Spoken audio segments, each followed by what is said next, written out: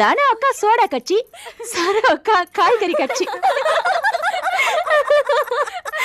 அப்பா இங்க தனக்கா பாத்தீங்களா, சோடா உடைச்ச மாதிரியே சிரிக்கிறாங்க.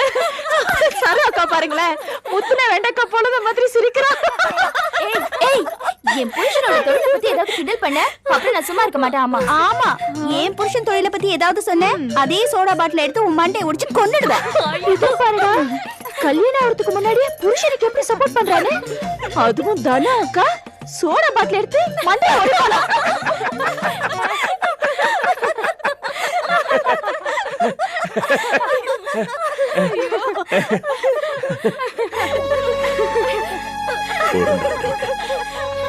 இந்த சிரிப்பும் சந்தோஷமும் பொண்களுக்கு நிலைச்சாலே போதும்.